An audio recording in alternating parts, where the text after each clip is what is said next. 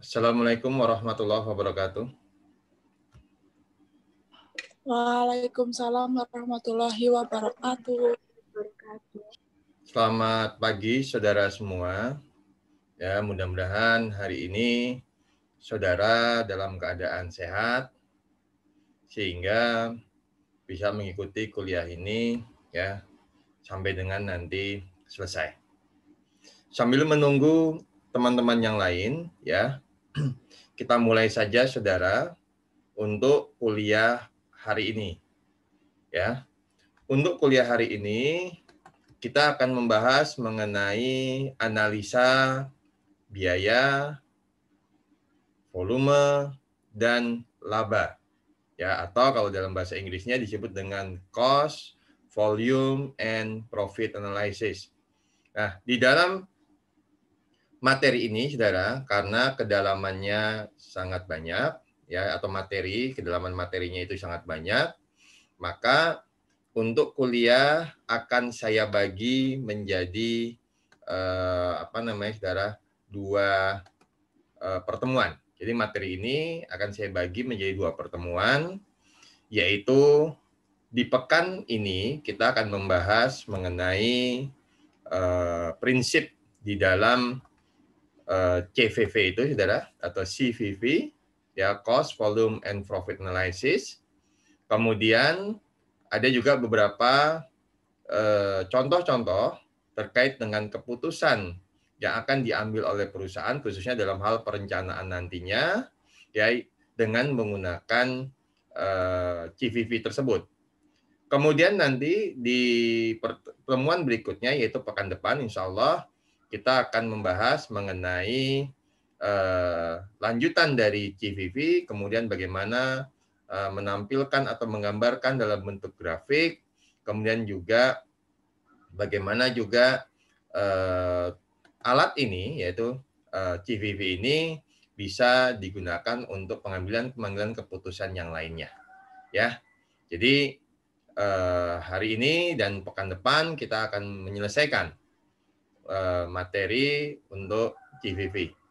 Kemudian terkait dengan tugas, ya, nanti akan saya berikan tugas yang terkait dengan bab sebelumnya, yaitu mengenai variable costing atau penentuan cost variable.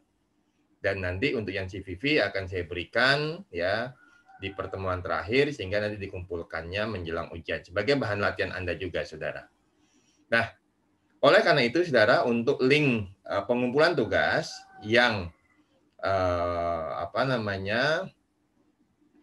bab 2 yang di buku latihan bab 2 mengenai penentuan cost di industri maju, ini sudah ada. Silakan bagi Anda yang sudah menyelesaikan bisa Anda kumpulkan ya, walaupun batas pengumpulannya adalah 1 pekan ya. Jadi masih sampai dengan hari Selasa pekan depan, yaitu tanggal 6 kalau tidak salah. Ya, tanggal 6 April. Baik. Sebelum saya masuk ke dalam materi mengenai CVV ini, adakah yang ingin Anda tanyakan terkait dengan tugas misalkan, atau juga terkait dengan materi sebelum-sebelumnya? Mungkin mengenai cost variabel, kemudian mengenai penentuan cost untuk di industri maju. Ya, adakah yang ingin Anda tanyakan? Hari ini semuanya kameranya kenapa kok off? Tidak ada satupun yang on. Apa karena belum mandi semua ini, saudara? Belum mandi, Pak. Nah, kenapa Judi kok belum mandi, Jud? Males, Pak. Males mandi. Kamu di mana? Di rumah ini, rumah nenek di Wonosari? Atau di Jogja, Pak. Oh, di Jogja. Di Jogja. Nggak apa-apa, nggak mandi atau mandi sama aja, Jud. Nggak berubah. Paling kalau kamu mandi, ya, ini paling nilainya naik 1 lah, Bang. Dibandingkan dengan yang tidak mandi. Oke. Tidak ada pertanyaan ini untuk materi sebelumnya, Mas Haris? Mas Haris, adakah yang ingin Anda tanyakan? Muhammad Haris? Belum, Pak. Belum? Oke, baik. Kita langsung masuk saja, saudara. Mohon diperhatikan ya, walaupun ini materi sudah tersedia di saudara, di portal ya, sudah saya berikan kepada Anda semua. Silakan nanti Anda unduh saja, saudara. Oke, hari ini seperti yang saya katakan tadi, kita akan membahas mengenai cost volume profit analysis, a managerial planning tool. Artinya bahwa analisa biaya, volume, dan laba, yaitu atau hubungan antara biaya, volume, kemudian laba, ini adalah salah satu tool yang digunakan oleh manajer atau manajerial ya, atau manajemen dalam hal perencanaan ya. Jadi untuk merencanakan apa? Misalkan perencanaan penjualan, kemudian perencanaan laba dan lain sebagainya ya. Ya. Seperti biasa, sebelum masuk ke dalam penjelasan atau kita mengelaborasi materi secara mendalam ya, seperti biasa saya akan sampaikan dulu beberapa poin mengenai tujuan pembelajaran ya. Tujuan pembelajaran dari mata kuliah ini khususnya di dalam bab mengenai analisa biaya, volume, dan laba adalah yang pertama adalah setelah mengikuti atau menyelesaikan pembahasan mengenai bab ini, Anda diharapkan dapat menentukan jumlah unit yang harus dijual agar impas atau mencapai target laba tertentu.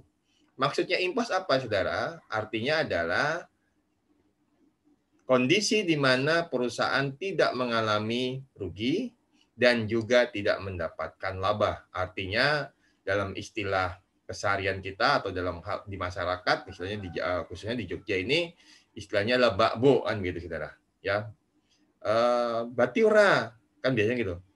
Ora, bakbo lah, nah, biasanya begitu. Istilah begitu, saudara. Nah, impas pun demikian, saudara. Yang dimaksud dengan impas adalah kita tidak mendapatkan laba dan juga tidak mengalami kerugian. Kemudian dalam istilah ekonomi biasanya impas ini lebih dikenal dengan istilah break even point ya.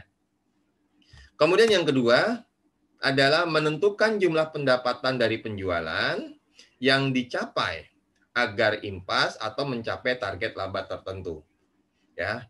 Yang di atas adalah unit, yang kedua adalah jumlah pendapatan, artinya unit dikali dengan price atau harga jual. Sehingga akan dicapai berapakah nilai pendapatan kita jika perusahaan ingin mengalami kondisi impas. Atau perusahaan ingin mencapai mencapai laba dalam jumlah tertentu. Kemudian yang ketiga, nanti kita bisa menerapkan ya analisis CVV ini dalam perusahaan yang menghasilkan multi produk ya, tidak hanya yang single produk tapi yang multi produk pun juga bisa. Kemudian yang keempat, diharapkan setelah menyelesaikan bab ini Anda dapat menyusun grafik profit volume dan grafik CVV serta Anda mampu menjelaskannya. Jadi nanti ada grafik yang kita gambarkan, kemudian nanti Anda bisa menjelaskan ya, di daerah manakah perusahaan mengalami kerugian, di manakah perusahaan, di titik manakah perusahaan impas, kemudian di daerah manakah perusahaan akan mendapatkan laba. Misalnya demikian, saudara. Dan yang terakhir adalah Anda mampu menjelaskan pengaruh resiko, ketidakpastian dan perubahan variabel dalam analisis CVV ini, saudara. Jadi ada 5 poin ya di dalam tujuan pembelajaran atau objektif ini, saudara, ya terkait dengan bab mengenai CVV. Baik, saudara, kita masuk ya. Di dalam hubungan antara biaya, volume, dan laba, yang perlu Anda pahami adalah konsep dasar atau prinsip dasar. Prinsip dasar yang yang dipegang di dalam hubungan ini adalah ya sebenarnya ada keterkaitan dengan bab sebelumnya, yaitu bab mengenai variable costing, yaitu penentuan cost variabel. Artinya kita membedakan antara biaya variabel dengan biaya tetap. Ya, dalam cost variabel kita memperlakukan biaya tetap tidak sebagai biaya produksi, tetapi sebagai biaya period. Sehingga ya antara pendapatan dikurangi dengan biaya variabel, inilah ada istilah baru yang kemarin sempat kita bahas, yang disebut dengan contribution margin. Jadi kalau ada yang ditanya, contribution margin itu apa? Ya pendapatan dikurangi dengan biaya-biaya variabel. Nah,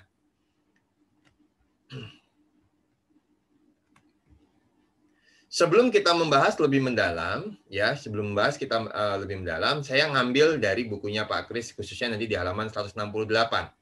Bagi Anda yang sekarang pegang bukunya Pak Kris, yaitu di edisi 3 khususnya, maka coba Anda perhatikan ada di halaman 168 berbagai pertanyaan, berbagai permasalahan yang ini ya wajar terjadi di berbagai perusahaan, khususnya terkait dengan perencanaan, ya, yaitu terkait dengan berapa unitkah yang harus dijual atau berapakah jumlah penjualan, kan begitu saudara, yang harus dilakukan oleh perusahaan jika perusahaan ingin mengalami keadaan impas, ya.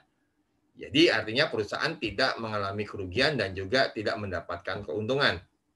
Nah, di sini nanti di dalam hubungan antara biaya, volume, dan laba, kita dapat menghitung berapa besarnya unit yang harus dijual. Nah, maka pertanyaan-pertanyaan tersebut inilah yang coba nanti akan kita bahas satu persatu, ya, sehingga bisa memberikan gambaran yang lebih mendalam. Yang kedua, pertanyaannya adalah terkait dengan jumlah unit yang dijual, berapakah? Kan begitu, saudara. Berapa unitkah yang harus dijual kalau perusahaan menginginkan laba? Misalnya, ya, ini adalah 60 juta. Dari 60 juta ini berapa unit yang harus dijual? Nah, kita harus paham dulu. Ya, kita harus tahu titik impasnya berapa. Berapa unit? Berarti target kita adalah harus lebih daripada titik impas tadi. Dan biasanya juga dari target tertentu inilah yang akan menghasilkan jumlah konkret penjualan atau unit yang akan terjual. Ketiga, misalkan kita menetapkan laba sebelum pajak itu sebesar 15% dari penjualan. Ada penjualan, kemudian dikali 15%, itulah target laba sebelum pajak kita. Nah, laba sebelum pajak, ya ini nanti harus dikurangi dengan pajak, baru setelah itu mendapatkan laba bersih. Tapi yang perlu dipahami adalah, ya target-target ini harus direncanakan sehingga nanti pada saat kita melakukan operasional di periode yang akan datang, kita mengacu kepada rencana yang telah ditetapkan. Kemudian yang keempat, berapa jumlah unit yang harus dijual untuk memperoleh laba setelah pajak? Ya ini makanya saya katakan ini sebesar misalnya berapa? Misalkan adalah 100 juta, 200 juta, atau 300 juta. Tergantung dari apa, saudara? Tergantung dari usulan ya atau rencana yang akan dilakukan oleh perusahaan. Kemudian yang kelima, ya, akankah laba secara keseluruhan mengalami kenaikan jika harga jual dinaikkan sebesar 20.000 per unit dan unit yang dijual turun sebesar 15%. Jadi antara harga jual dinaikkan, kemudian unit yang terjual pun jadi turun. Apakah ini akan memberikan dampak bagi perusahaan berupa kenaikan laba atau malah menurunkan laba? Nah, contoh-contoh pertanyaan inilah yang nantinya akan kita jawab. Kita coba jawab, kita berikan data hasilnya dengan menggunakan analisa biaya, volume, dan laba. Atau di dalam judul yang saya buat adalah bahwa kelima pertanyaan ini dapat kita jawab dengan memperhatikan hubungan antara biaya, volume, dan laba. Nah, selebihnya pertanyaan-pertanyaan yang lainnya bisa Anda lihat di halaman 168 bukunya Pak Kris Miyaji dan Bu Aryani. Ya, silakan Anda baca, ya Anda coba pelajari berbagai pertanyaan-pertanyaan yang memang itu relatif muncul di berbagai perusahaan, walaupun saudara ini angka-angkanya berbeda-beda. Ini adalah sebagai contoh saja, saudara. Makanya saya tulis di sini adalah misal, misal, dan misal. Misalnya begini, saudara. Artinya angka-angka ini adalah angka-angka yang bisa saja berubah, tergantung dengan keadaan perusahaan. Nah, di dalam analisis CVV atau CPV, ya, cost, volume, and profit, ada penggunaan laba operasi, ya, yang dijadikan sebagai salah satu komponen di dalam apa, saudara? Di dalam perhitungan-perhitungan untuk menjawab berbagai macam permasalahan tadi, saudara. Ya, perlu diketahui laba operasi merupakan laba sebelum dikurangi pajak. Maka istilah laba operasi sama dengan istilah laba sebelum pajak.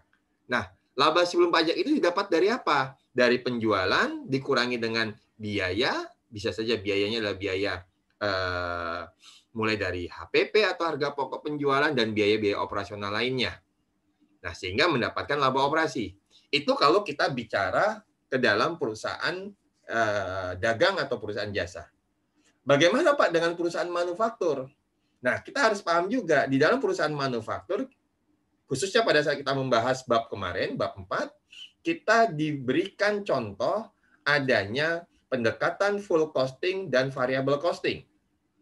Full costing sama seperti laporan laba rugi yang selama ini kita kenal, yaitu pendapatan dikurangi dengan BPP, dikurangi dengan biaya, yaitu biayanya adalah biaya administrasi dan biaya penjualan, barulah ketemu laba operasi.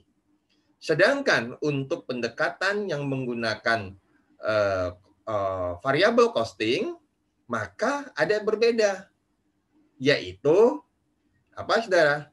Pendapatan dikurangi dengan biaya variabel, didapatlah yang namanya contribution margin, kemudian contribution margin dikurangi dengan biaya tetap, didapatlah laba operasi atau laba sebelum pajak. Nah, dengan dasar inilah, maka di chapter 5 ini atau di bab 5 yang kita bahas sekarang, maka kita nanti akan menggunakan konsep yang ada di dalam variable costing. Paham, saudara?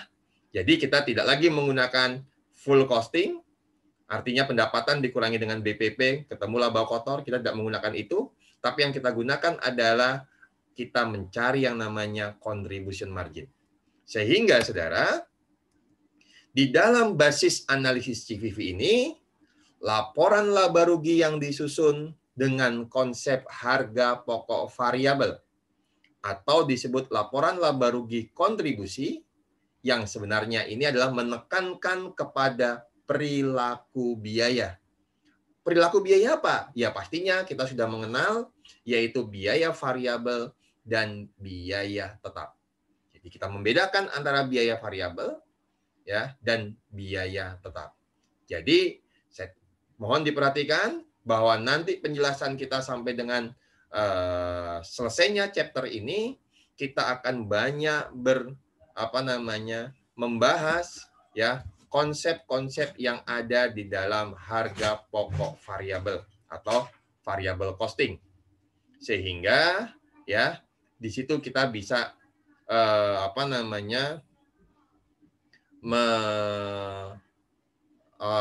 saudara, melihat perilaku biaya, mulai dari biaya variabel dan biaya tetap.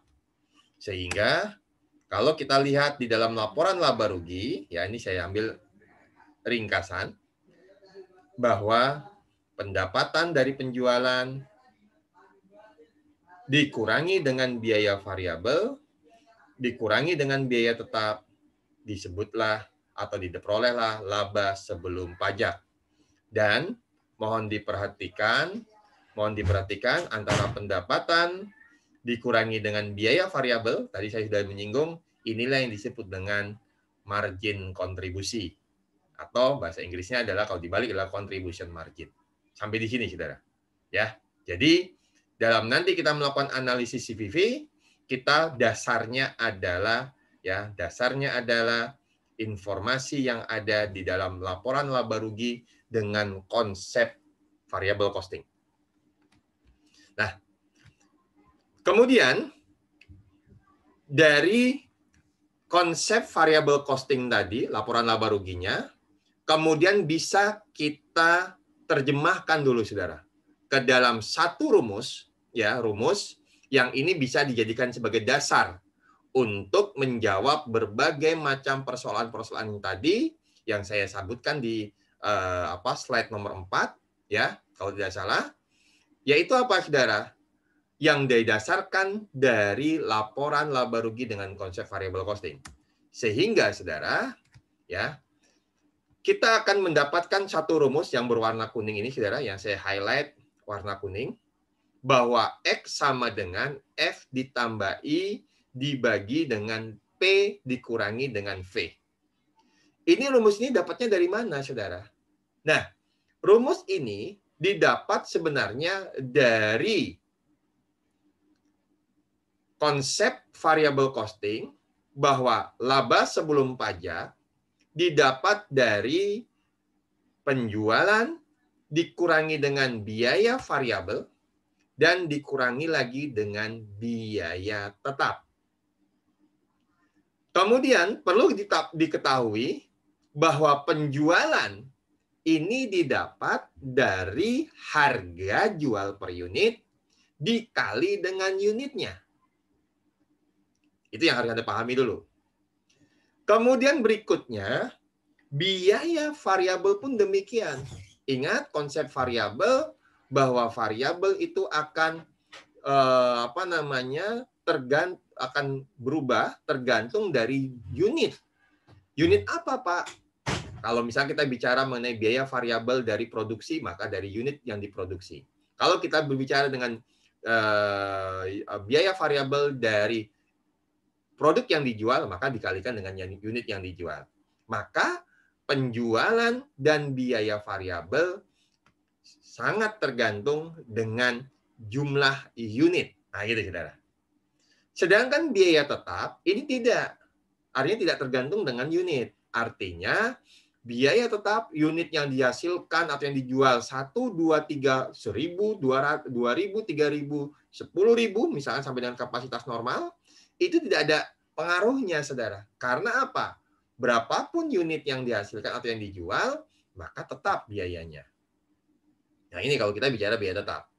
Oleh karena itu, saudara, setelah kita pahami bahwa penjualan dan biaya variabel ini sangat tergantung dengan unit, maka saya ambil dari bukunya Pak Kris, membuat simbolnya adalah P, itu adalah price atau harga jual, X adalah jumlah unit yang terjual, unit, kemudian V adalah biaya variabel per unit, F adalah total biaya tetap, dan I adalah laba sebelum pajak atau income. Mungkin Anda bertanya, Pak, kalau saya mengikuti mata kuliah matematika bisnis, ya, dosen Anda misalkan Bu Budi atau Pak Hermada, ya, atau Anda mengikuti atau mengambil mata kuliah ekonomi pengantar, ya, atau ekonomi mikro misalkan. Maka di dalam istilah-istilah ekonomi, unit itu disimbolkan dengan huruf Q. Nah, mengapa ini diubah menjadi X? Sebenarnya bukan kita mengubah, saudara. Akan tetapi rumus ini sebenarnya yang perlu Anda pahami bahwa X ini adalah jumlah unit yang terjual, artinya ini yang belum terjadi. Namanya perencanaan, ingat di awal tadi saya katakan, bahwa CVV digunakan untuk pengambilan keputusan khususnya yang berhubungan dengan perencanaan. Maka di sini, saudara, X adalah perencanaan kita nanti untuk berapa unit yang akan dijual. Ya. Jadi ini belum pasti. Maka kalau ditanya, ya samalah seperti Anda kalau misalkan Anda istilahnya dikerjain oleh teman Anda, misalnya judi, kamu dicari oleh siapa? Mr. X. Nah, siapa Mr. X? Nah, kita nggak tahu itu siapa orangnya. Misalnya demikian, saudara. Ya, sama seperti X di sini, saudara. Ini adalah sebenarnya adalah unit yang akan kita jual di periode yang akan datang. Ya, dan mungkin ada juga yang kemarin di kelas saya yang sebelumnya bertanya, Pak, boleh nggak Pak kalau kita menggunakan key? Boleh saja. Yang penting Anda tahu X dan key itu adalah unit. Ya, jadi silakan saja. Sehingga dari persamaan tersebut, ya, maka kalau kita ambil simbol atau menggunakan simbol bahwa I sama dengan P dikali X dikurangi V dikali X, kemudian dikurangi dengan F. Yang punya variabel X kita jadikan 1, maka I sama dengan ya P dikurangi dengan V dikali X dikurangi dengan F. Nah, karena ada variabel-variabel yang sama, yang tidak ada X-nya, yaitu F dan I, maka F kita pindah ke ruas kiri, sehingga menjadi F ditambah I, ya, karena jadinya minus menjadi positif. Kemudian P dan P dikurangi V dikali X tetap berada di sisi ruas kanan. Tapi kalau saya balik, sebenarnya sama saja, saudara. Sehingga X itu sama dengan F ditambah I dibagi dengan P dikurangi dengan V. Dan ingat, P dikurangi V ini adalah harga per unit, biaya variabel per unit. Nah, kalau dua unsur ini dipertemukan, ini akan mendapatkan satu istilah yang selama ini sudah kita kenal, khususnya di bab kemarin, bab 4 sebelumnya, yaitu apa? Yang disebut dengan contribution margin atau margin kontribusi, yang ini pun juga per unit karena P-nya adalah per unit, kemudian V-nya adalah juga per unit. Jadi di sini adalah biaya atau margin kontribusinya itu adalah hitungannya adalah per unit. Demikian, saudara.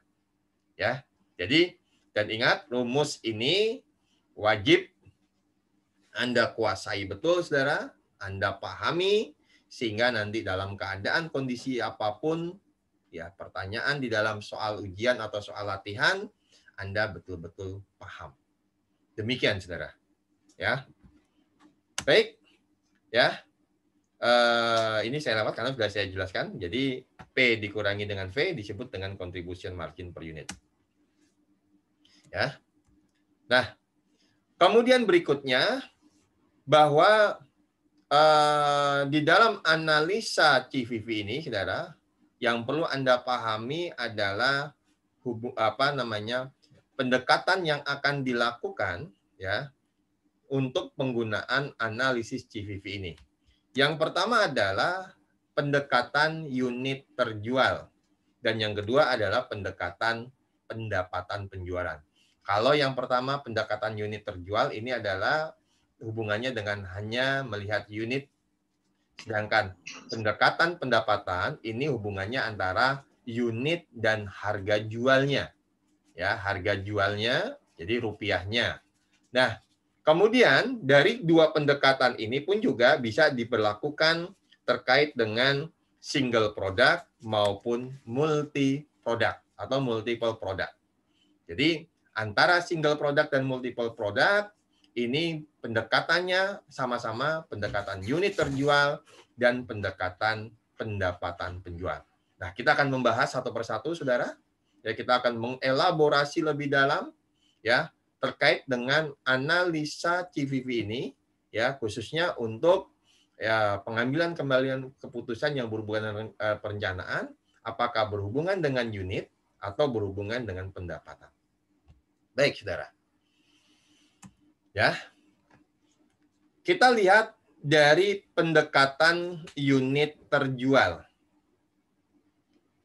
Kita lihat, saudara, ada sebuah data, sebuah perusahaan, ambillah contohnya adalah PT Supardi, misalnya, saudara. Ya, ya sekali-sekali lah nama saya, nama PT ya, saudara ya. Nah, perusahaan tersebut memiliki data sebagai berikut. Penjualan 100 unit, dikali dengan harga jualnya adalah 4.000. Tapi ingat, angka ini adalah dalam ribuan rupiah, jadi ini lebih saya singkat aja. Ya. Total penjualan adalah 400 juta. Kemudian biaya variabel per unitnya adalah 3.250.000 dikali dengan jumlah unit yang terjual 100 unit, maka ketemu 325 juta. Antara pendapatan dikurangi dengan biaya variabel didapatlah contribution margin sebesar 75 juta. Kemudian biaya tetapnya adalah 45 juta sehingga laba sebelum pajak yang didapatkan oleh PT Supardi ini adalah 30 juta. Nah, seluruh data adalah prediksi. Nah, ini adalah prediksi, saudara. Ini baru data yang akan direncanakan. Perusahaan ingin melakukan penjualan di periode yang akan datang. Kemudian data tersebut juga bisa dikatakan sebagai estimasi, anggaran laba rugi atau laba rugi pro forma.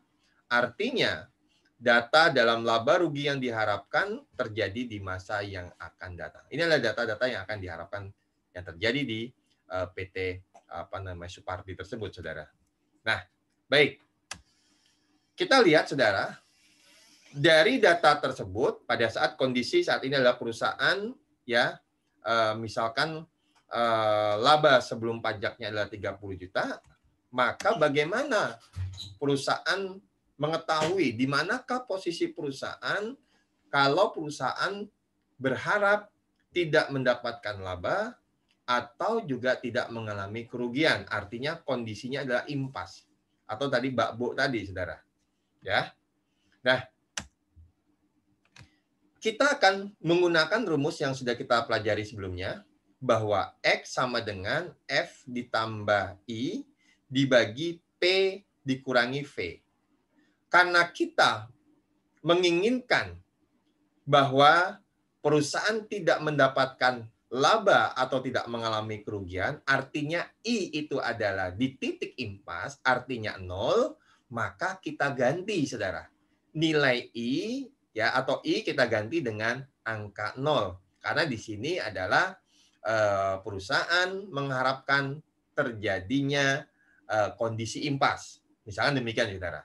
Berarti kita hanya melihat dari biaya total biaya tetap yaitu 45 juta dibagi dengan harga jual per unit dikurangi dengan biaya variabel per unit sehingga didapatlah hasil unit yang harus dijual di masa yang akan datang atau di periode yang akan datang sebesar 60. Artinya apa, saudara? 60 unit inilah yang nantinya memberikan dampak bahwa perusahaan mengalami titik impas. Nah, dari hasil ini kalau kita jabarkan atau kita buktikan, saudara, maka penjualan 60 unit dikali dengan harga jualnya 4 juta. Ketemu 240 juta. Demikian juga dengan biaya variabel. Biaya variabel kita adalah 3.250 dikali dengan 60 unit didapat 195 juta. Sehingga 240 juta dikurangi 195 didapatlah margin kontribusi adalah sebesar 45 juta. Sedangkan biaya tetap kita 45 juta sehingga laba sebelum pajak atau laba operasi kita ada di posisi atau 0 atau tidak mendapatkan laba dan tidak mengalami kerugian. Ini, saudara. Nah, sehingga dari hasil tersebut kalau kita menjabarkan lebih detail lagi, maka jika perusahaan ingin memperoleh laba sama dengan 0, maka perusahaan harus menjual produk sebanyak 60 unit. Nah, kalau misalkan ini adalah target penjualan selama 1 tahun, maka kalau kita bagi menjadi 12 bulan, maka setiap bulannya perusahaan harus menjual harus menjual 5 unit setiap bulannya. Ya, kalau kita ambil rata-rata per bulan. Nah, bagaimana Pak kalau misalkan bulan Januari karena masih sepi, maka kita berhasil menjual 2. Februari kita hanya jual 3. Maret kita jual 4. Apakah tetap nanti akan kita rata-rata per bulannya 5? Tidak. Kita harus punya target adalah 60, maka nanti saudara, di bulan-bulan berikutnya penjualannya harus ditingkatkan untuk menutupi kekurangan. Yang penting dalam 1 tahun kita bisa mendapatkan penjualan sebanyak 60 unit. Kalau perusahaan menginginkan kondisinya adalah impas. Kalau kurang dari 60 unit ya jelas, berarti perusahaan akan mengalami kerugian. Tapi kalau perusahaan menjual lebih dari 60 unit, ya pastinya perusahaan akan mendapatkan laba. Tergantung dari target yang diberikan oleh perusahaan. Ini kalau kita bicara mengenai analisis impas. Bagaimana Pak dengan kalau misalkan ada target laba? Ya, jadi rumus-rumus X sama dengan F ditambah I dibagi dengan V dikurangi dengan V, ya P dikurangi dengan V, maka ini juga bisa digunakan sebagai alat untuk melakukan analisis dengan menggunakan target laba dengan jumlah tertentu, saudara. Perhatikan contoh berikut ini, saudara. Ya, kita akan coba mempelajarinya. Ya, kita akan bisa mengelaborasi lebih mendalam lagi. Ya, misal, saudara, kalau di kondisi yang satu tadi, perusahaan menginginkan kondisi impas. Nah, sedangkan kondisi yang sekarang, perusahaan menginginkan adanya laba sebesar 60 juta. Oleh karena itu, pada rumus X sama dengan ya F ditambah I dibagi V dikurangi dengan V, maka nilai I harus kita ganti dengan target kita, yaitu berapa? 60 juta. Karena di sini adalah I adalah laba sebelum pajaknya 60 juta. Maka saudara, untuk mendapatkan laba 60 juta, laba sebelum pajak 60 juta tersebut, maka berapa unitkah yang harus dijual oleh perusahaan? Nah, nampak saudara, tinggal kita masukkan ke dalam rumus, F-nya tetap 45 juta, P-nya masih 4 juta, kemudian V-nya masih 3.250.000 per unit. Sedangkan I ini adalah kita ganti dengan target laba kita. Berapa target kita? 60 juta, ya ganti. Pak, kalau target labanya 50 juta, ya I-nya ganti 50 juta. Pak, kalau target labanya 100 juta, ya I-nya diganti dengan 100 juta. Artinya apa? Artinya kita hanya mengganti nilai I sesuai dengan target kita. Ya, target labanya. Ya, karena ini saya katakan adalah perencanaan. Sehingga perusahaan akan mendapatkan nantinya laba sebesar 60 juta jika perusahaan dapat menjual 140 unit. Nah, ini hasilnya, saudara. Mudah ya, saudara ya. Tinggal masukkan ke dalam rumus ini saja, kemudian tinggal Anda nanti analisa. Ya, yang penting nilai F, P, dan V diketahui, sedangkan I ini adalah ya tergantung dari usulannya. Oh, saya mengusulkan untuk mendapatkan target laba adalah 200 juta. Ya, tinggal masukkan I ini dengan 200 juta. Jadi dipahami ya, saudara ya.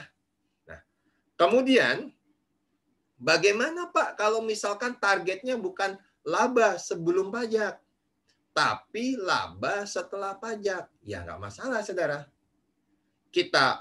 Tapi yang perlu diperhatikan adalah bahwa rumus X sama dengan F ditambah I, nah khususnya I itu adalah laba sebelum pajak. Kalau begitu Pak, harus kita ubah target laba setelah pajak menjadi target laba sebelum pajak. Betul, itu jawabannya, saudara. Jadi, ubah terlebih dahulu target laba setelah pajak menjadi target laba sebelum pajak. Nah, ini contohnya demikian, saudara. Ya, ini adalah penjelasannya terkait dengan laba setelah pajak. Ya, laba setelah pajak adalah laba sebelum pajak dikurangi dengan PPh atau pajak itu sendiri. PPh didapat dari tarif pajak kali laba sebelum pajak. Karena ada dua laba sebelum pajak dan laba sebelum pajak ini, maka kita sederhanakan laba sebelum pajak ya, yaitu dikali dengan 1 minus tarif pajak. Artinya apa, saudara? Ini kalau misalkan kita keluarkan, ya nggak, saudara, kan menjadi tarif pajak dikali laba sebelum pajak minus. Maka dituliskanlah adalah 1 dikurangi dengan tarif pajak. Sehingga kalau kita sederhanakan lagi, laba sebelum pajak adalah laba setelah pajak dibagi dengan 1 dikurangi tarif pajak. Itu juga bisa, saudara. Ya, laba sebelum pajak, ini laba setelah pajaknya, ini langsung berpindah ke sebelah kanan, yang dalam kurung ini sebagai pembagi. Ya. Atau kalau menggunakan adalah laba sebelum pajak dikali dengan 1 dikurangi dengan tarif pajak. Berapa tarif pajaknya? Misalnya 20%. Maka 20% dikurangi 1 kurangi 20% sama dengan 80%. Maka laba setelah pajak adalah laba sebelum pajak kali 80%. Itu contoh, saudara. Ya. Nah, kemudian kita lihat contoh konkretnya. Jika tarif pajak adalah 35% dan target laba adalah 48.750.000, artinya di sini adalah target laba setelah pajak, maka berapakah laba sebelum pajak? Ya, kita tinggal hitung saja, saudara. Laba sebelum pajak ya dikali dengan selisih ya antara 1 dikurangi dengan tarif, atau kalau kita mau menggunakan rumus aslinya yaitu laba sebelum pajak dikurangi 0,35 kali laba sebelum pajak ya. Kemudian sama dengan 48.750 yaitu laba setelah pajak dikali sama dengan 0,65 yaitu 1 dikurangi 0,35 ya dikali dengan laba sebelum pajak. Nah, laba sebelum pajak didapat dari 48.750 dibagi 0,65 sama dengan 75 juta. Silakan Anda buktikan sendiri, saudara. Ya. Nah, kemudian setelah kita mendapatkan angka laba sebelum pajak, maka berikutnya kita masukkan ke dalam berapa unitkah produk yang akan kita jual kalau kita menginginkan laba setelah pajak sebesar 48.750, yaitu X sama dengan F ditambah I, I-nya ini kita ganti dengan laba sebelum pajak yaitu 75 juta dari perhitungan kita sebelumnya ini 75 juta ya. Kemudian dibagi dengan 4 juta dikurangi dengan 3.250 didapatlah X sama dengan 160 unit. Demikian, saudara. Ya. Untuk apa namanya, saudara? Pendekatan unit ya, khususnya untuk mendapatkan target saat impas atau target laba tertentu, saudara.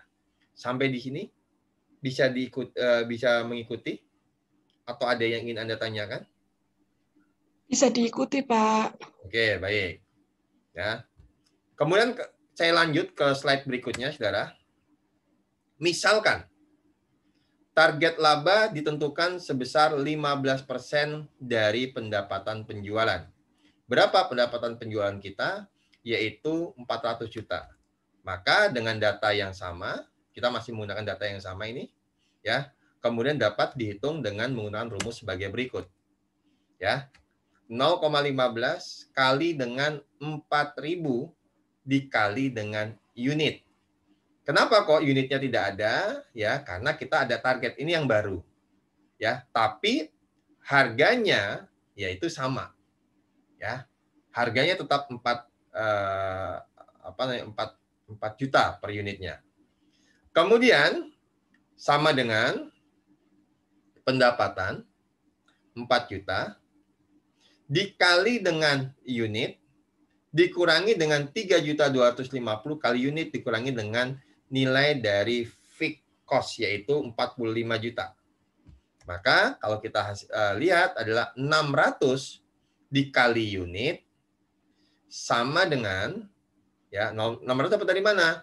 0,15 dikali dengan 4.000 ya, kemudian 4.000 kali unit dikurangi 3.250 kali unit dikurangi 45.000. Maka 600 dikali unit sama dengan 750 dapat dari mana?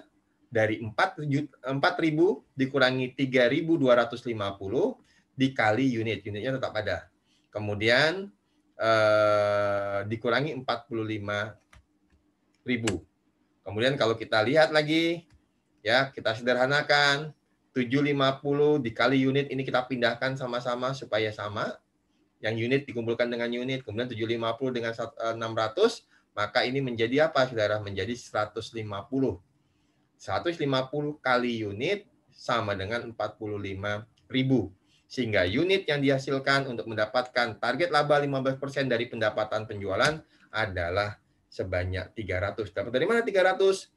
Yaitu 45.000 dibagi dengan 150. Demikian, saudara.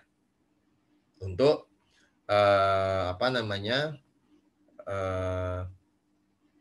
unit yang dihasilkan terkait dengan target laba di persentase tertentu, saudara. Oke.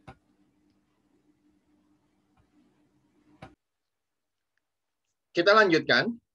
Jika tidak ada pertanyaan terkait dengan materi yang saya jelaskan ini, ya artinya sudah bisa diikuti, maka kita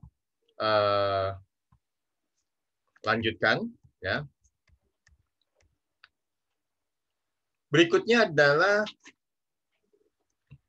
penggunaan CVV ini, ya, atau analisis CVV untuk pembuatan keputusan. Keputusan apa saja, saudara? Ya, banyak keputusannya, saudara. Ya, nanti di dalam slide berikutnya ini, ya, mulai slide ini kita akan melakukan berbagai macam, ya, usulan-usulan, ya, yang terkait dengan target-target tertentu, saudara, ya, dari suatu perusahaan, sehingga nanti di sini bisa dijadikan sebagai dasar dalam pembuatan keputusan. Ya, perlu diketahui bahwa pembuatan keputusan dengan analisis CVV, ya, dilakukan dengan menghubungkan bagaimana pengaruh perubahan dalam struktur biaya. Ingat, struktur biaya, ya, kalau saya mengatakan struktur biaya itu berarti terdiri dari biaya tetap dan biaya variabel. Dan juga terkait dengan hubungan antara harga jual dengan laba. Ya, jadi di dalam pembuatan keputusan nantinya kita akan banyak, ya, melakukan analisa terhadap perubahan-perubahan dalam struktur biaya. Bisa saja biaya variabelnya berubah, biaya tetapnya yang berubah, ya. Kemudian juga bagaimana terkait dengan harga jual dan target laba tertentu. Kemudian yang perlu Anda pahami bahwa di dalam analisa ini, ya, keputusan akan diambil, ya, artinya usulan dari untuk melakukan sesuatu yang berbeda, ya, usulan-usulan ini dapat kita terima, ya, jadi artinya keputusannya diterima atau ditolak. Ya. Dalam hal ini jika diterima, terjadi pada saat terjadinya laba. Artinya labanya positif. Dan diharapkan menaikkan dari laba sebelumnya. Kalau misalkan sama positif, tapi ternyata labanya menurunkan atau turun, maka nggak perlu kita melakukan usulan yang baru. Ini contoh, saudara. Sedangkan jika kondisinya dari hasil usulan tersebut kita analisa menghasilkan rugi atau menurunkan laba, ya tadi sudah, maka keputusan yang diambil adalah ditolak. Jadi ingat-ingat, saudara. Dalam hal ini nanti yang jadi sebagai acuan, usulan tersebut diterima atau tidak, Anda lihat dari kondisi mula-mula. Artinya kondisi saat ini. Kondisi saat ini adalah bagaimana? Oh, laba 20 juta misalkan. Ternyata dari 20 juta tersebut, ya, dari 20 juta tersebut, dari 20 juta tersebut, sekarang dengan usulan baru, labanya menjadi 30 juta. Oh, berarti ada kenaikan.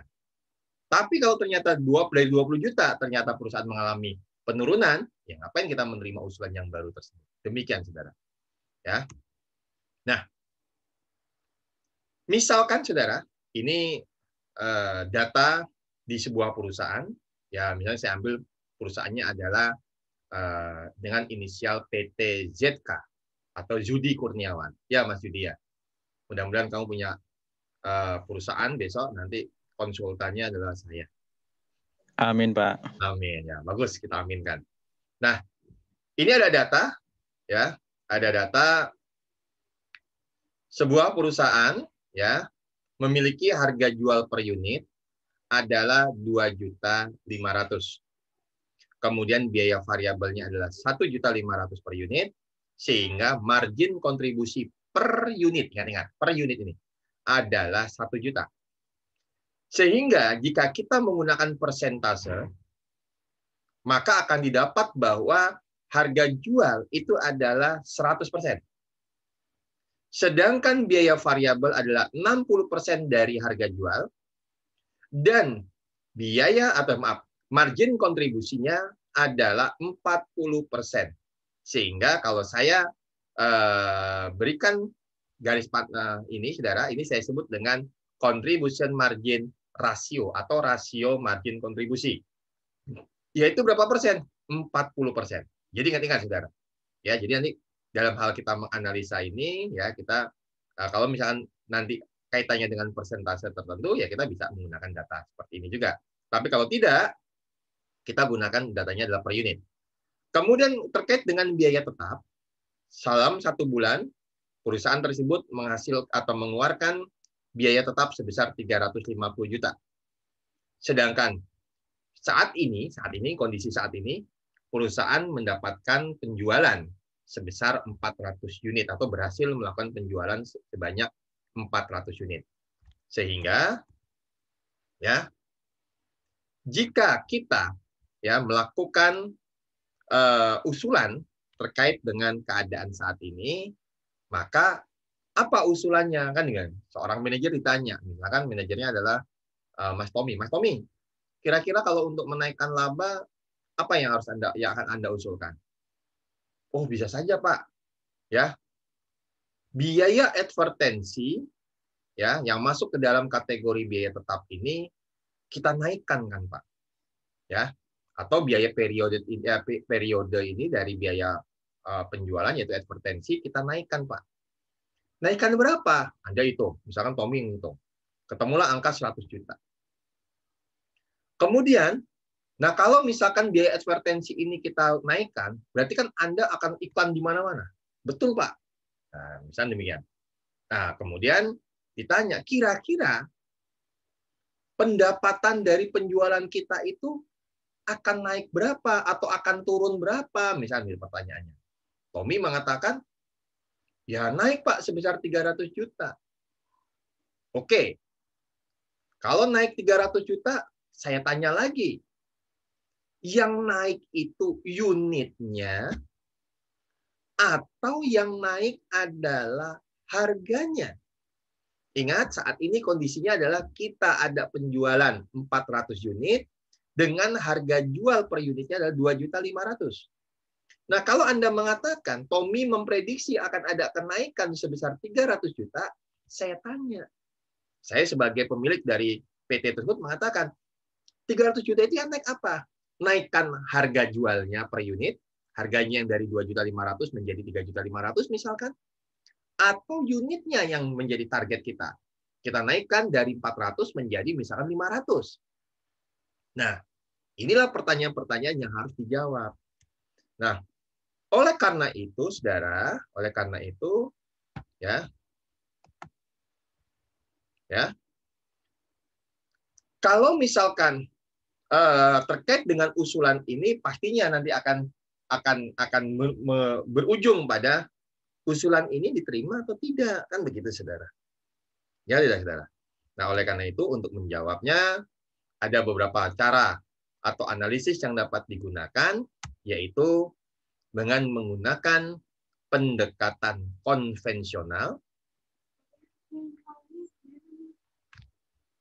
ya, yaitu membandingkan perhitungan laba sebelum dan setelah usulan diterima.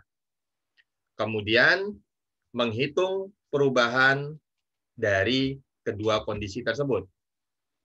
Yang kedua, menggunakan pendekatan inkremental, yaitu menganalisis perubahan dari kondisi semula ke kondisi yang diusulkan. Ya, sebentar.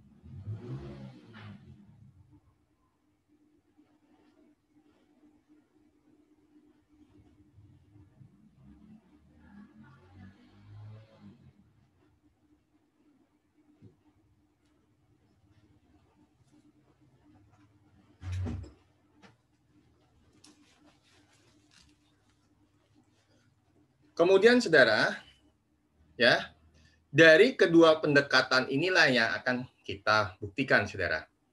Jadi untuk saudara, analisis ini dari usulan kita dapat menggunakan dua pendekatan, yaitu pendekatan konvensional dan yang kedua adalah pendekatan inkremental.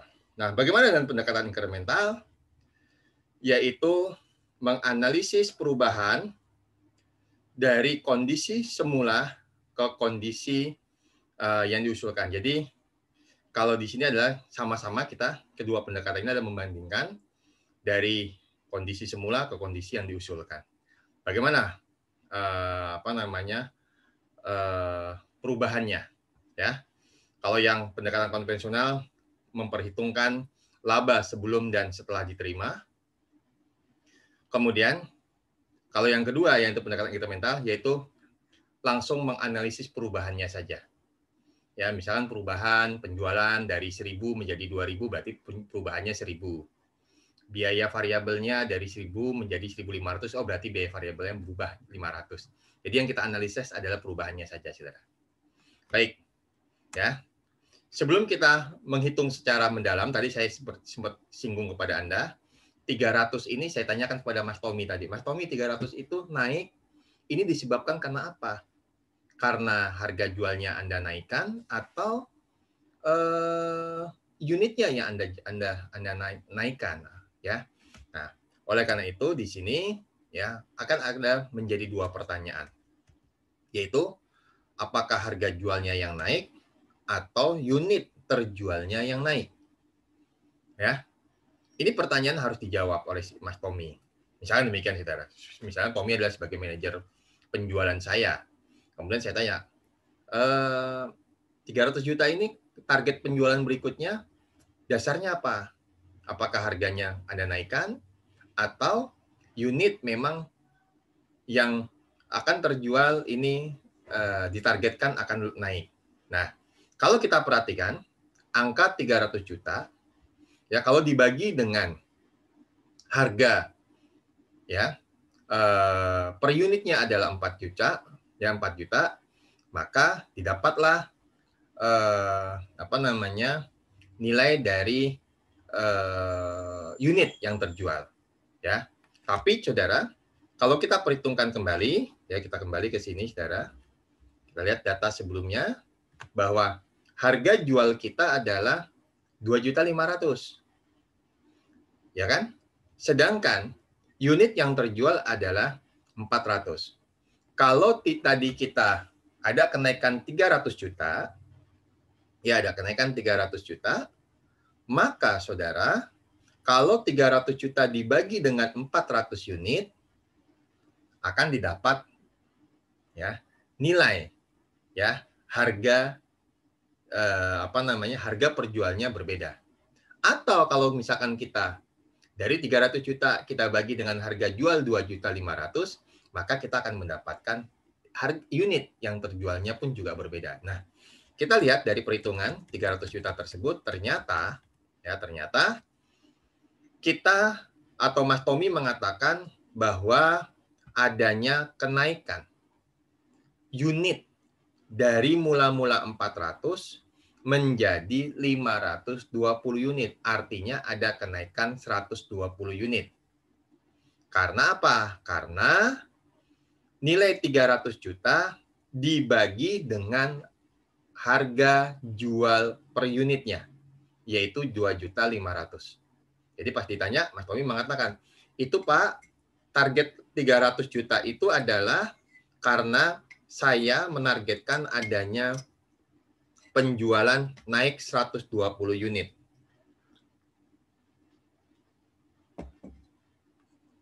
Nah, berarti dalam kondisi kita menaikkan biaya advertensi 100 juta, dampaknya diharapkan dapat menaikkan penjualan 120 unit. Kan begitu, saudara? Kesimpulannya. Berarti Mas Tommy mengatakan bukan harga yang saya naikkan, Pak, tapi target unit yang kita tingkatkan. Nah, berarti ini sudah bagus. Dari sisi perencanaan sudah bagus. Harga jangan dinaikkan karena kondisi ekonomi sekarang masyarakat, nah misalnya begitu.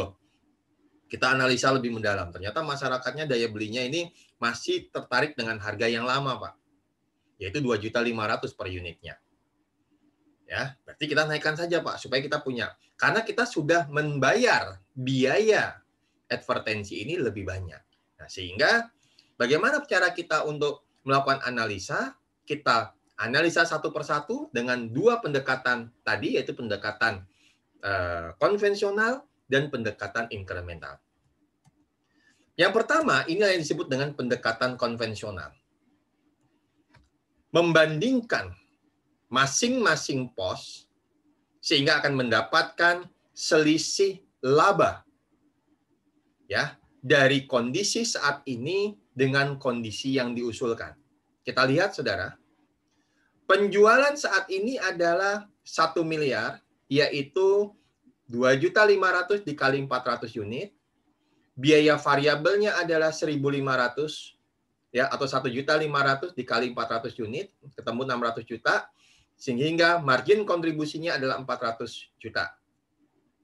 Biaya tetap 350 juta, sehingga laba bersih kita adalah 50 juta. Ini kondisi saat ini, saudara. Sedangkan kondisi yang akan diusulkan, tadi Mas Tommy mengusulkan adanya kenaikan biaya advertensi 100 juta, maka biaya tetap kita naik dari 350 menjadi 450. Akan tetapi penjualan kita naik dari 1 miliar menjadi 1,3 miliar atau naik sebanyak 300 juta. Sehingga dengan kenaikan 300 juta ini, Tommy mengatakan tadi, kenaikan disebabkan karena unitnya naik. Maka biaya variabel kita pun juga akan berubah. Beda kalau yang harga jualnya yang naik, unitnya tetap, maka biaya variabel kita tidak mengalami perubahan. Ini makanya angka 300 juta ini harus jelas.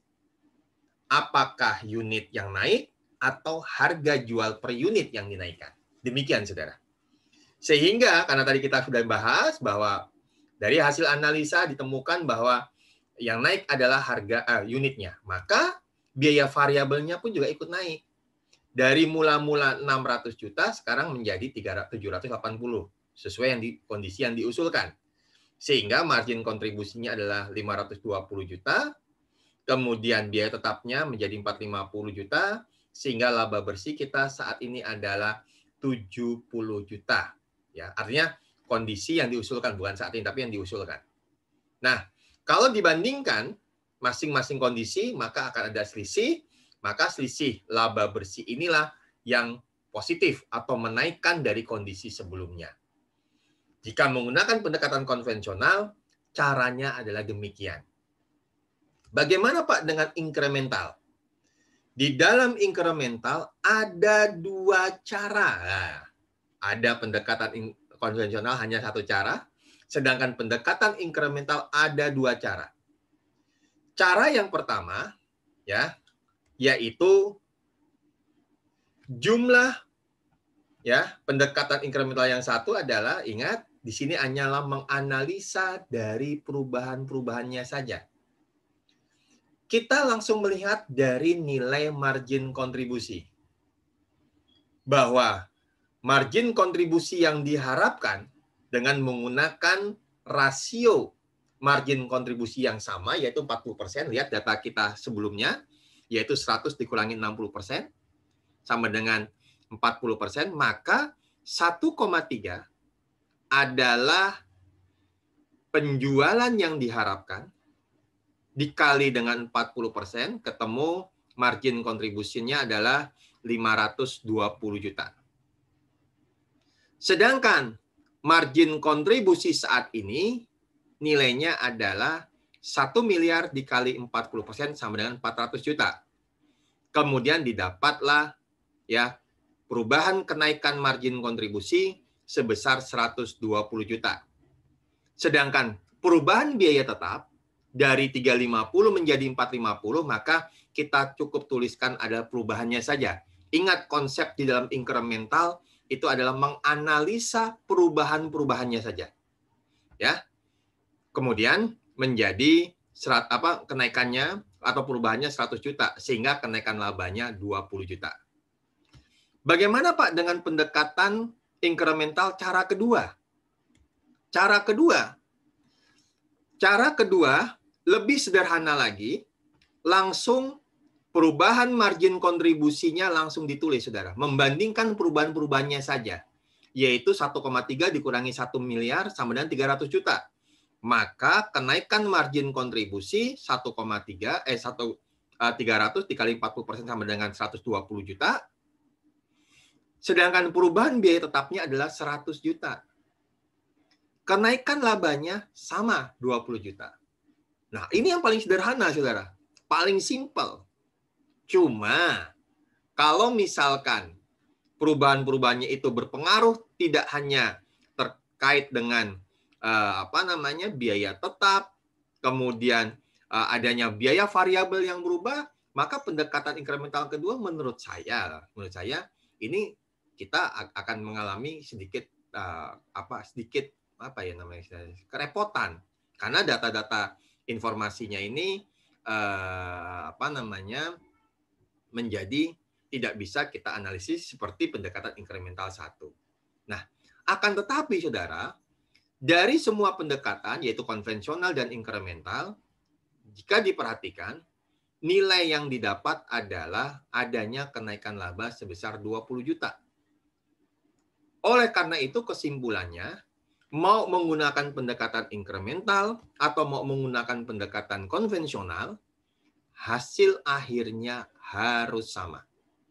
Maka tidak mungkin kalau nanti Anda mengerjakan tugas rumah, PR, atau latihan-latihan, atau Anda pada saat ujian, teman Anda menggunakan incremental dapat 20 juta, Anda menggunakan pendekatan konvensional, Anda dapat 30 juta. Wah, ada yang salah berarti.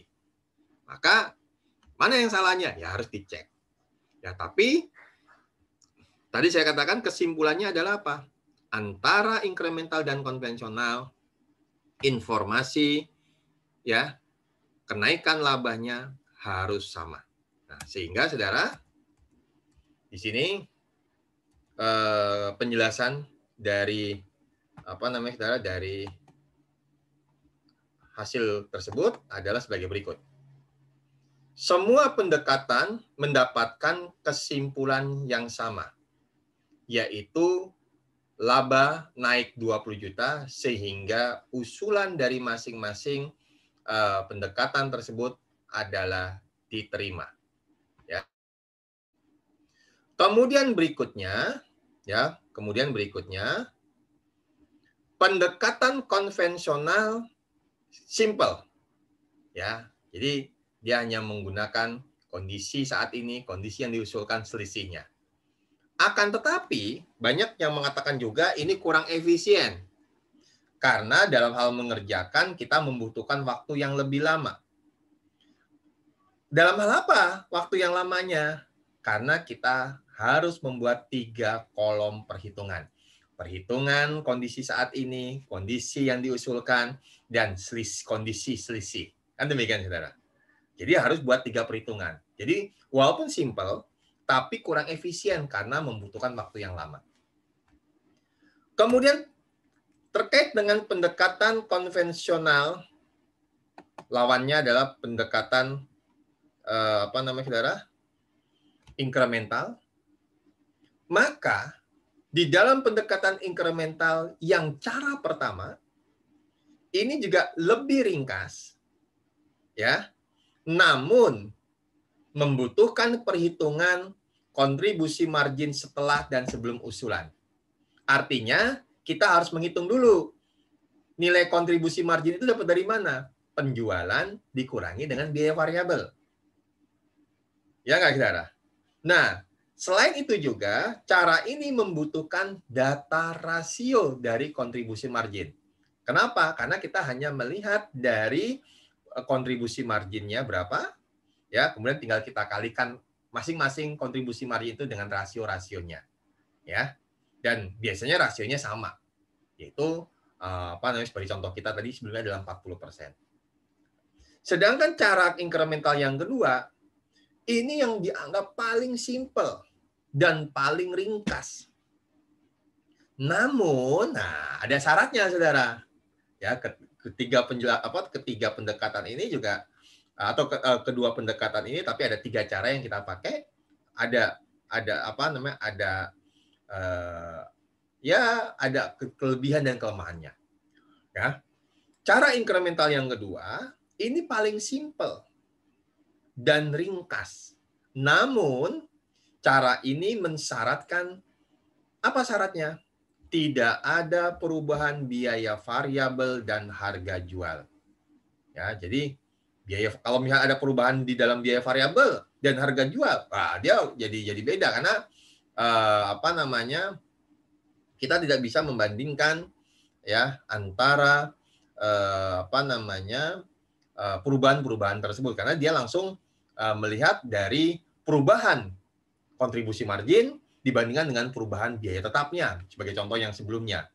Nah, oleh karena itu, saudara, nanti di ujian, ya, atau di tugas, Anda mau menggunakan cara yang mana?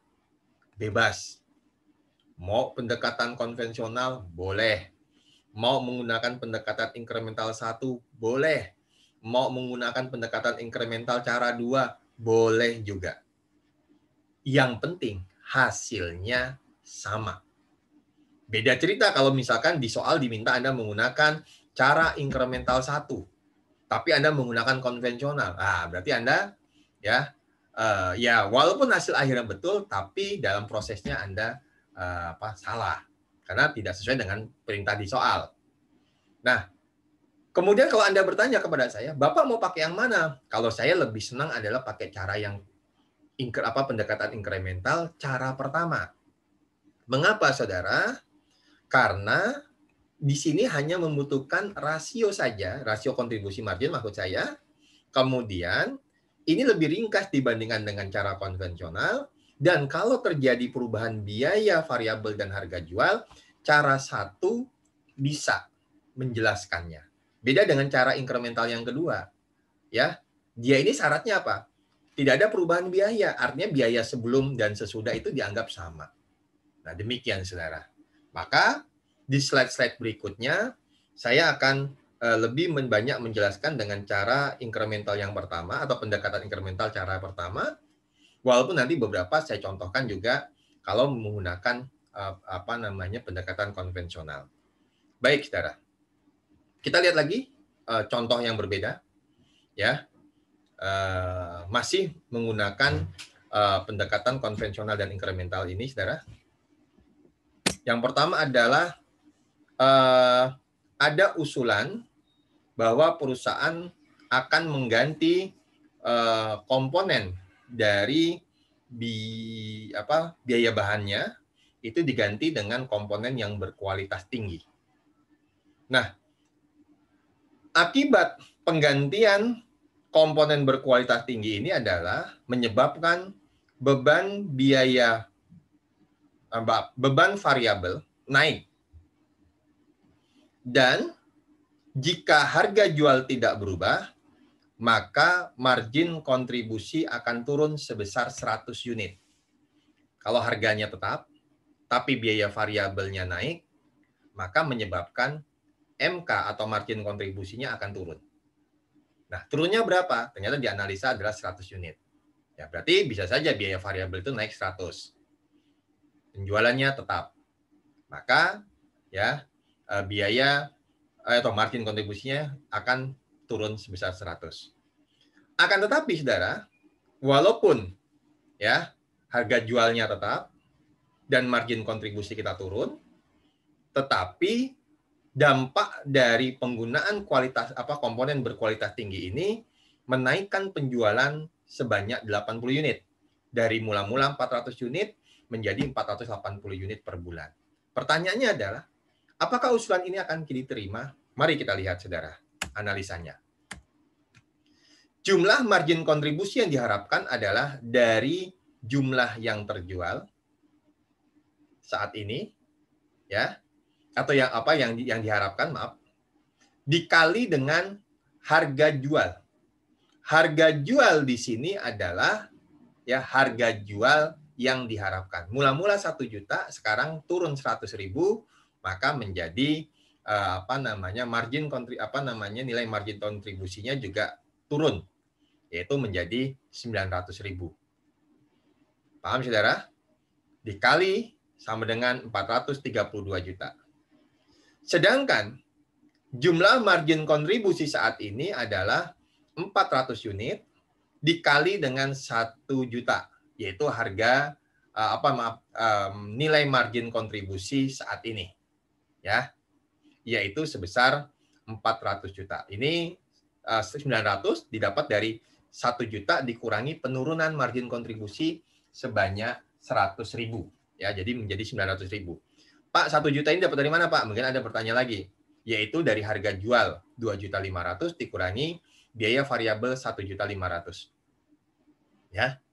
Kemudian adanya kenaikan margin kontribusi sebanyak 32 juta dari perhitungan kita. Kemudian biaya tetap, ingat di informasi tidak ada keterangan biaya tetapnya juga berubah. Maka diasumsikan biaya tetapnya tetap. Maka tidak ada perubahan, maka 0. Sehingga ada perubahan atau kenaikan laba sebesar 32 juta. Sehingga usulannya diterima tidak? Pastinya diterima lah. Kondisi mula-mula 20 juta, sekarang 32 juta. Maka kesimpulannya apa? Diterima. Karena ada kenaikan laba sebesar 32 juta. Nah, ini, saudara. Ini contoh untuk kalau perusahaan menggunakan komponen berkualitas tinggi, tetapi ada efeknya, ada dampaknya. Apa dampaknya? Ya, biaya variabelnya naik, harga jualnya tetap, misalkan begitu, saudara, sehingga menyebabkan kontribusi margin kita juga mengalami penurunan. Baik, ini contoh mengenai usulan terkait dengan penggunaan penggunaan komponen berkualitas tinggi. Contoh lainnya terkait dengan misalkan ada harga jual diturunkan 200.000 per unit. Ingat harga jual kita adalah 2.500.000 per unit. Sekarang diturunkan 200, maka menjadi 2.300.000.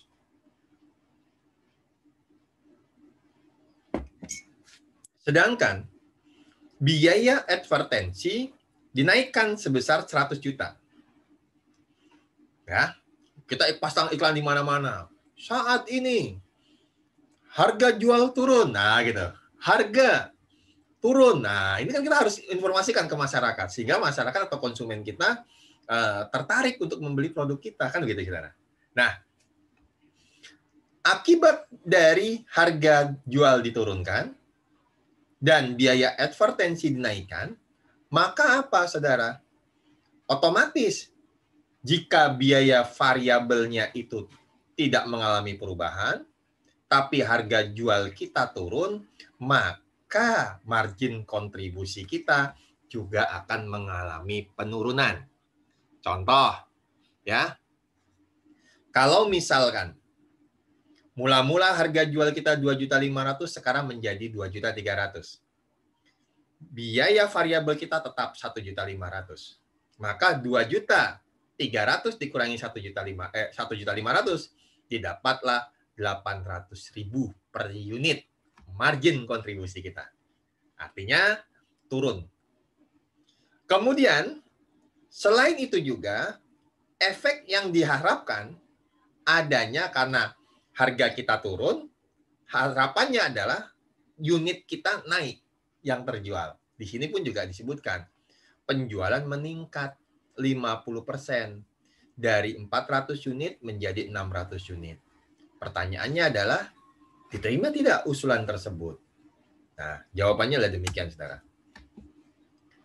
Jumlah margin kontribusi yang diharapkan adalah 600 unit yang terjual sekarang, yang diharapkan, dikali dengan 800.000 margin kontribusi kita. Dari 1 juta turun 200 menjadi 800.000. Sehingga margin kontribusi kita total adalah 480 juta.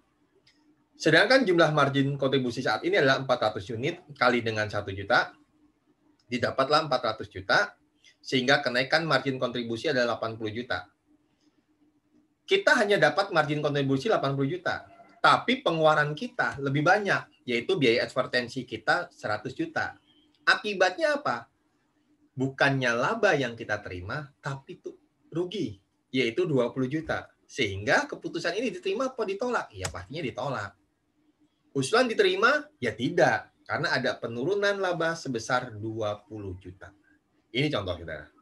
Walaupun kalau Anda perhatikan, kalau penjualan kita naik, harga diturunkan, ya pasti akan meningkatkan penjualan kita. Iya, tapi faktanya ternyata ya kita bukannya mendapatkan kenaikan laba atau laba kita positif, tapi malah menjadi negatif. Sehingga usulan ini diputuskan untuk ditolak. Ini contoh, saudara. Nah, kemudian jika analisis dilakukan dengan menyusun laporan laba rugi, bagaimana? Ya sama. Kalau ini adalah pendekatan konvensional, yaitu penjualan kondisi saat ini, biaya variabel, kemudian laba bersih saat ini ada 50 juta. Ternyata kondisi yang diusulkan, ya kita hanya mendapatkan laba 30 juta. Sehingga ada penurunan sebesar 20 juta. Walaupun di sini kita laba 30 juta, ini saudara, 30 juta laba, tetapi sebenarnya ini menurunkan laba sebelumnya, saudara. Sehingga kita hanya sekarang dapat labanya hanya 30 juta. Jadi gitu memaknai. Jadi memaknai kalimat ini adalah kenaikan laba atau penurunan laba. Ya, ini adalah kenaikan laba atau penurunan. Bukan mendapatkan laba 20 juta, ya mengalami rugi 20 juta. Bukan, tapi mengalami perubahan dari semula menjadi yang diusulkan. Begitu, saudara. Ya, ini untuk pendekatan konvensional. Nah, kemudian berikutnya, ya contoh lainnya, ya jadi kita banyak contoh nih, saudara nih, supaya paham betul, saudara. Misalkan ada usulan mengubah sistem insentif tetap, artinya biaya tetap kita yang misalnya gaji itu diganti dengan sistem komisi, berarti variabel, yaitu sebesar 150.000 per unit dari produk yang dijual. Dan menghapus sistem gaji tetap. Artinya kalau kita mengubah dari gaji dengan komisi, maka gaji ini tidak akan kita keluarkan. Artinya biaya tetap kita akan berkurang. Sedangkan biaya variabel kita akan naik. Kan begitu, saudara? Nah, oleh karena itu, usulan ini akan menurunkan biaya tetap sebesar 60 juta dari 350 juta menjadi 290 juta. Selain itu juga, efek dari usulan ini adalah perubahan sistem insentif tetap ke dalam sistem komisi adalah akan menaikkan biaya variabel komisi penjualan per unit dari 1.500.000 menjadi 1.650.000. Artinya ada kenaikan sebesar 150. Kenaikan biaya variabel 150, tetapi harga jual kita tetap, berarti margin kontribusi kita turun. Nah, itu kita analisa, saudara. Ternyata margin kontribusi kita turun. Turun berapa? 850.000. Ingat, dari harga jual 2.500.000, kemudian biaya variabel kita 1.500.000, kan kita harusnya dapat margin kontribusi 1 juta. Tapi ternyata biaya variabel naik 150.000 per unit. Maka 2.500.000 dikurangi dengan 1.650.000, didapatlah ya margin kontribusi di kondisi yang diusulkan adalah turun menjadi 850.000. Tapi efek yang lainnya, saudara, ya, karena semangat ini divisi penjualan, karena dia mengejar bonus, maka ya dari komisi 150.000, maka penjualan kita diharapkan meningkat 15%. Dari 400 unit menjadi 460 unit. Apakah usulan ini diterima? Kita perhitungkan, saudara. Perubahan ya terkait dengan margin kontribusi yang diharapkan apa, saudara? 460 kali dengan 850.000 margin kontribusi kita saat ini, yaitu 391. Maaf, saya selalu bahasanya adalah saat ini, tapi yang diharapkan, saudara, atau yang diusulkan. Kemudian jumlah margin kontribusi saat ini adalah 400 kali dengan 1 juta. Didapatlah 400 juta. Sampai dengan saat ini, ya ternyata tidak ada kenaikan margin kontribusi, tapi malah menurun, ya sebesar 9 juta. Akan tetapi, saudara, biaya tetap kita berkurang. Yang tadinya 350, sekarang menjadi 290 karena perubahan insentif. Sehingga kita menghemat 60 juta. Nah, kalau kita menghemat 60 juta, maka kenaikan laba kita adalah 51 juta. Ya, walaupun di sini margin kontribusi kita mengalami negatif, tapi ternyata biaya tetap kita tidak 350 lagi, tapi 290. Artinya ada perubahan penghematan di dalam biaya gaji, yaitu 60 juta. Sehingga sebenarnya kita mendapatkan kenaikan laba sebesar 51 juta. Sehingga keputusannya apa? Ya pastinya diterima. Karena naik labanya 51 juta. Kalau sebelumnya hanya 30 juta 50 juta, sekarang ada kenaikan sebesar 51 juta. Nah, ini contoh, saudara. Kondisi ya biaya tetapnya yang berubah. Tapi menyebabkan biaya variabel pun juga berubah. Ini contoh, saudara. Baik. Nah, ini kalau menggunakan pendekatan konvensional, ya.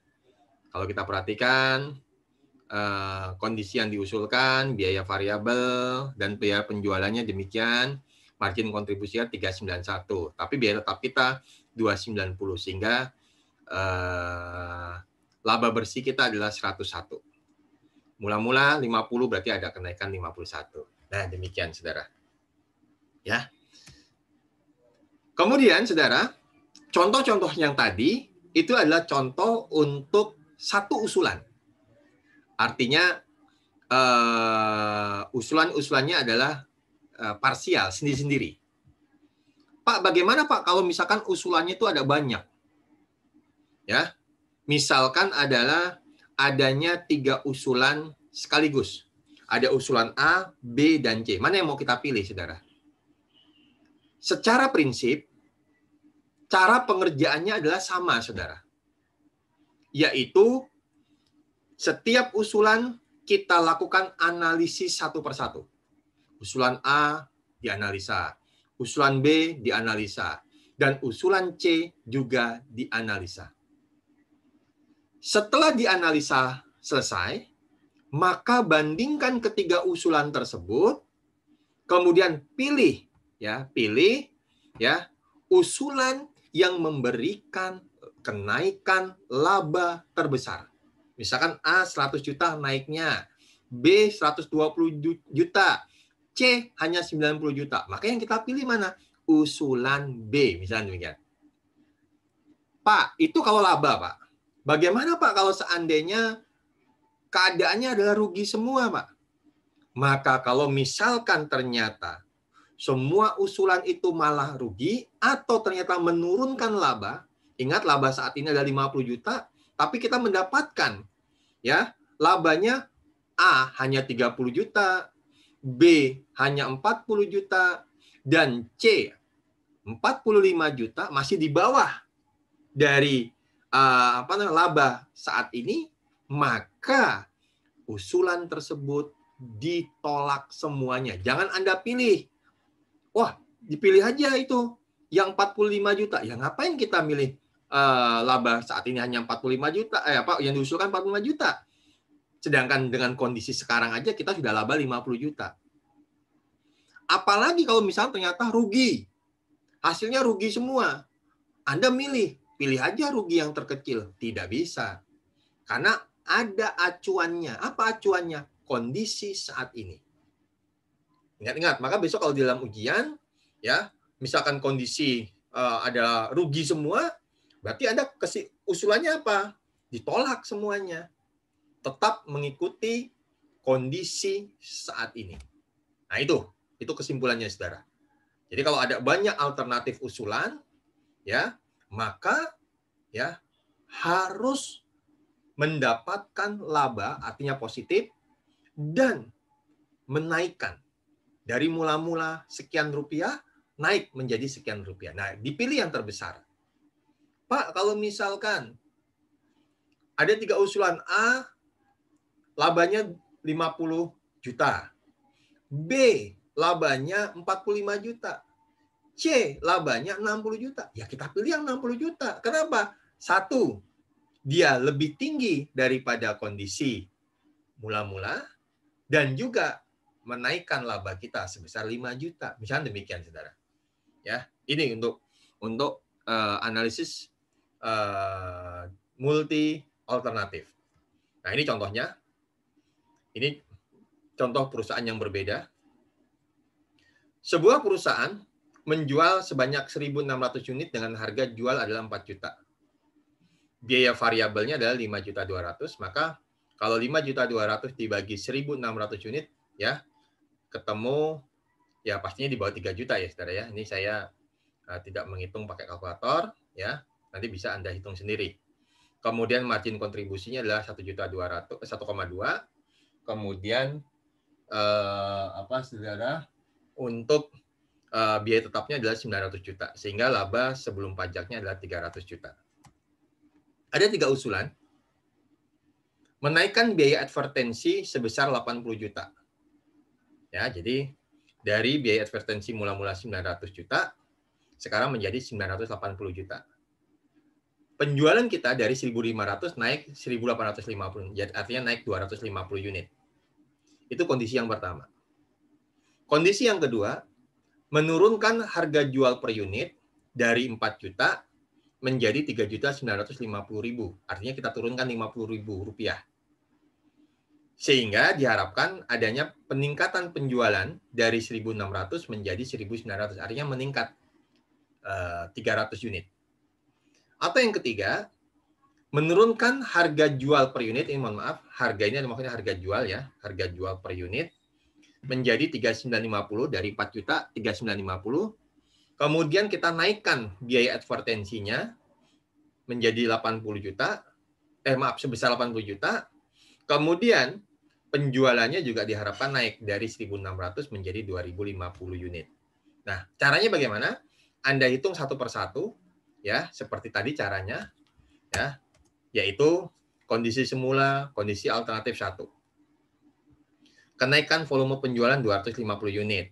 Margin kontribusinya sama 750.000 dikali.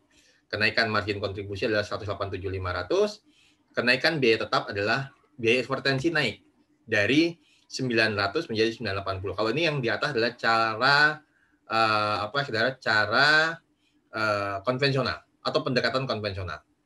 Nah, kemudian kenaikan labanya adalah 107.500. Sama. Ini 300 dibandingkan dengan 407.500 naik 107.500. Alternatif pertama laba 407.500 artinya naik 107.500. Alternatif yang kedua, kenaikan labanya adalah lebih besar, 130 juta. Ya, yaitu unit yang terjual yaitu 1,9 1.900 unit dikali margin kontribusi per unitnya, ya, yang mula-mula 750 sekarang 700. Didapat, tapi biaya tetapnya tetap 900 juta. Sehingga, saudara, ada kenaikan sebesar 130 juta. Sedangkan alternatif ketiga, laba kita ya menjadi 455 dengan alternatif ketiga. Karena unitnya terjual naik menjadi 2.050 unit, walaupun margin kontribusi kita turun 700.000 ya, dan biaya tetap kita naik 80 juta. Sehingga kenaikan laba itu adalah 155 juta. Dari ketiga alternatif tersebut mana yang kita pilih? Ya. Ketiga usulan tersebut memberikan hasil positif, artinya naik semua. Dari mula-mula ya 300 juta ya, kemudian berubah menjadi 407.500, 430 dan 455. Sehingga yang kita pilih ada yang tertinggi ya, yaitu usulan yang ketiga yang kita pilih. Ya. Karena apa? Karena mendapatkan kenaikan laba paling besar, yaitu sebesar 155 juta. Oleh karena itu, karena usulan yang ketiga dipilih, maka selanjutnya di periode yang akan datang, perusahaan akan beroperasi dengan cara apa? Harga jualnya diturunkan menjadi 3.950 per unit, dan biaya advertensinya dinaikkan menjadi 980 juta atau naik sebesar 80 juta untuk biaya advertensi. Demikian, saudara. Pembahasan kita mengenai analisa CVV ya untuk bagian pertama. Maka saya tulis bab 5 bersambung atau to be continue. Demikian, saudara, ya materi yang kita bahas hari ini. Ya, sebelum kita akhiri, adakah pertanyaan? Ya, ini ada chat.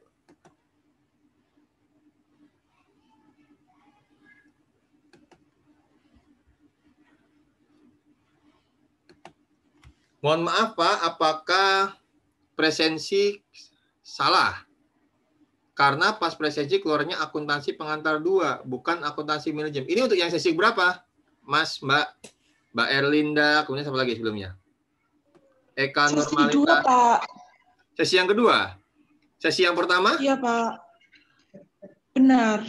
Oke, nanti saya cek. Nanti saya infokan lagi ya. Untuk Baik, sesi Pak. yang pertama, ya sesi yang sesi yang kedua. Yang lainnya sama. Mas Judi, Mas Haris, Mbak Iftinan, Mas Bagas. Ya, sesi keduanya keliru ya, masih. Sama, Iya, Pak. Pak. Oke deh, nanti coba saya perbaiki, nanti dicoba lagi ya. Untuk materi, ada yang mau ditanyakan? Atau sudah cukup jelas dan bisa dipahami? Saya cukup jelas, Pak. Oke, kalau memang sudah cukup jelas, kita akhiri saja pertemuan kita hari ini. Ya, nanti kita lanjutkan untuk materi yang sama, yaitu CVV pekan depan. Ya, Insya Allah dengan Anda sudah paham analisa ini, khususnya untuk penggunaan atau pendekatan inkremental, cara yang pertama, ya, maka kedepannya juga atau materi-materi berikutnya bisa Anda pahami lebih baik. Kalau tidak ada yang mau ditanyakan, kita akhiri kuliah hari ini. Terima kasih atas kehadiran Anda. Ya, wassalamualaikum warahmatullahi wabarakatuh. Waalaikumsalam warahmatullahi wabarakatuh. Terima kasih, Pak. Ya, sama-sama, Mbak.